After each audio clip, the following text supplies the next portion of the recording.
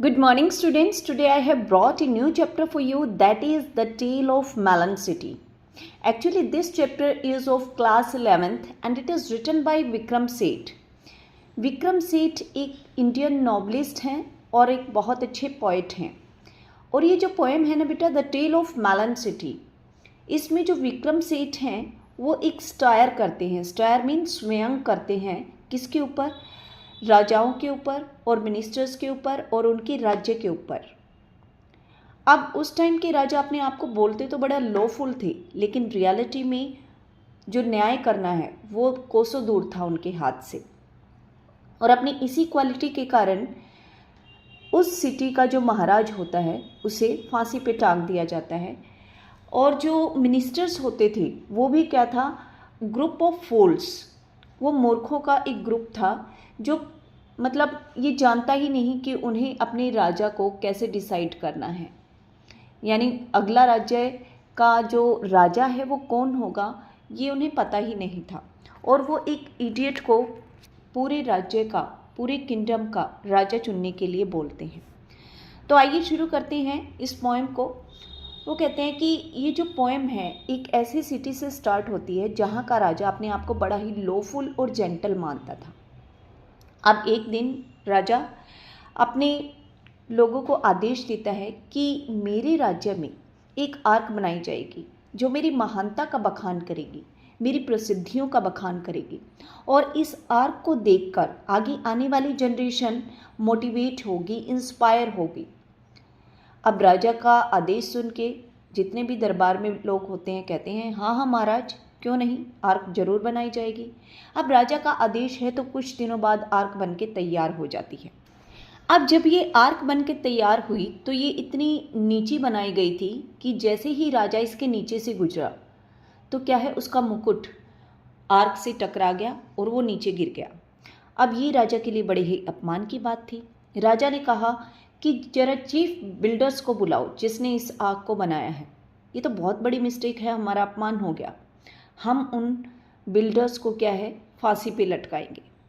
अब बिल्डर्स को बुलाया गया और बिल्डर्स ने क्या कहा, महाराज इसमें भला हमारी क्या गलती, ये गलती तो वर्क्समैन की है। अब राजा ने कहा वर्क्समैन की, ठीक है तो ज़रा वर्क्समैन को बुलाइए।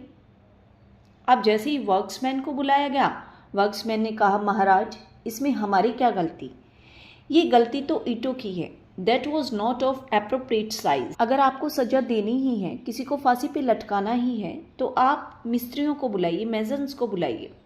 दे वर ट्रैम्बलिंग इन फियर, अब वो क्या है, डर से कांपने लगे। अब मिस्त्रियों को बुलाया गया। अब मिस्त्रियों ने क्या है, आर्किटेक्ट को ब्लेम किया। कहते हैं महाराज ये गलती तो आर्किटेक्ट की है, भला इसमें हमारी क्या मिस्टेक, आर्किटेक्ट ने जो डिज़ाइन बनाया हमने तो आर्क बिल्कुल ठीक वैसे ही तैयार की। अब राजा कहता है हाँ हाँ तुम ठीक कह रहे हो।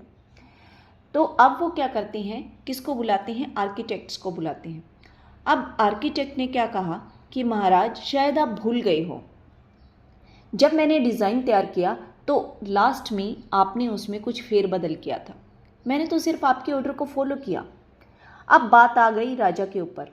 राजा ने पाया कि इस काम के लिए तो मैं ही दोषी हूँ, तो राजा अपने आप को खुद कैसे लटकाए। राजा कहता है ठीक है न्याय होगा, लेकिन मैं अभी थोड़ा सा कंफ्यूज हूँ। और राजा फिर से एक आदेश देता है कि मेरे राज्य में जो सबसे वाइजेस्ट पर्सन है, सबसे बुद्धिमान पर्सन है, उसको बुलाया जाए।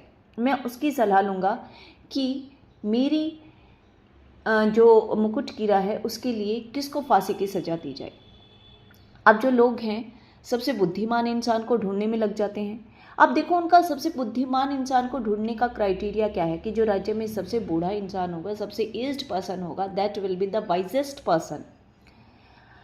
अब वो एक ऐसे इंसान को पकड़ के ले आते हैं जिससे ना तो ठीक से चला जाता है और ना ही ठीक से बोला जाता है।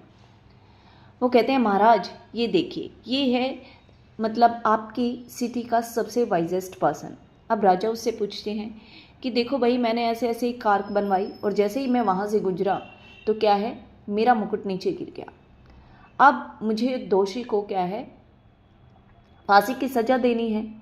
तो वाइजेस्ट पर्सन ने क्या कहा कि महाराज सारी गलती तो उस आर्क की है, मुकुट आपका आर्क ने गिराया है, तो क्यों ना उस आर्क को ही फांसी पे लटकाया जाए। वो कहता है हाँ, आर्क को कैसे फांसी पे लटकाया जाए। अब जितनी भी पब्लिक होती है वो कहते हैं नहीं नहीं, आर्क ने तो बड़ी ही रिस्पेक्ट के साथ हमारे महाराज के मुकुट को छुआ था, तो हम आर्क को कैसे फांसी पे लटका सकते हैं। लेकिन किसी ना किसी को तो फांसी पे लटकाना पड़ेगा। अब पूरी पब्लिक में रोष था कि हमारे राजा का अपमान हुआ है और जो मतलब कल्प्रिट है उसको सज़ा मिलनी ही चाहिए। अब राजा कहता है, फिर से एक आदेश देता है, कहता है फांसी का फंदा तैयार करो और हर किसी को उस पर लटका के देखो, जो भी उसमें फिट हो जाए उसी को फांसी की सज़ा दे दो। अब देखो बेटा, फांसी का फंदा बन के तैयार हो जाता है राजा के आदेश के अकॉर्डिंग। अब ये जो फंदा है ना, इसका ये थोड़ा सा हाई सेटअप कर दिया जाता है, यानी थोड़ा सा ऊंचा हो जाता है। अब मैसेंजर आते हैं और कहते हैं कि महाराज फांसी का फंदा तो थोड़ा सा ऊंचा बन गया। अब राजा कहता है तो कोई बात नहीं, मेरी सिटी के हर इंसान को वहाँ ले जाके देखो और जो भी उस फांसी के फंदे में फिट हो जाए उसे ही फांसी दे दो। और ऐसा ही किया जाता है। मिनिस्टर हर इंसान को वहाँ ले जाके देखते हैं, but nobody was fit in that लोप। अंत में बारी आती है किसकी? राजा की। जब राजा को वहाँ पे ले जाया जाता है तो राजा बिल्कुल फिट बैठता है, यानी राजा को फांसी की सज़ा दे दी जाती है। Now everybody was happy, everybody was living the life peacefully. लेकिन सारे के सारे मिनिस्टर अब क्या आ जाते हैं? डिलेमा में आ जाते हैं। वो कहते हैं कि हमारे राज्य का कोई राजा तो है ही नहीं, अब देश कैसे चलेगा। तो अब वो क्या करते हैं बेटा, पुराने कस्टम्स को फॉलो करते हैं और उनके पुराने कस्टम्स के अकॉर्डिंग वो एक घोषणा करवाते हैं राज्य में कि जो भी इस आर्क के नीचे से पहला इंसान गुजरेगा वही बताएगा कि who will be the next king.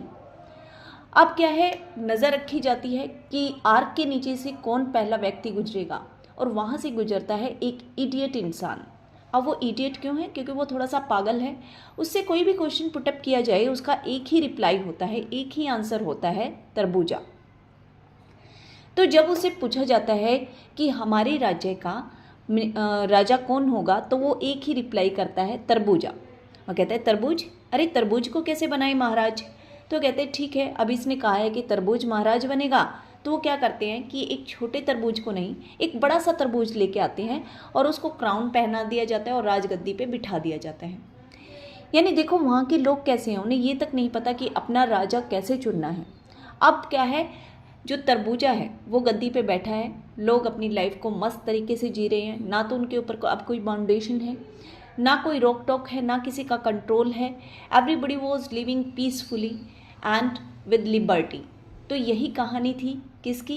The tale of melon city की। यानी वहाँ के मिनिस्टर्स इतने फूल हैं कि उन्हें ये नहीं पता कि किस तरह से राजा का चुनाव करना है। पब्लिक इतनी बेवकूफ़ है कि एक तरबूज को अपना राजा मान लेती है और बड़ी ही लिबर्टी और पीस के साथ क्या है, अपना जीवन व्यतीत करती है।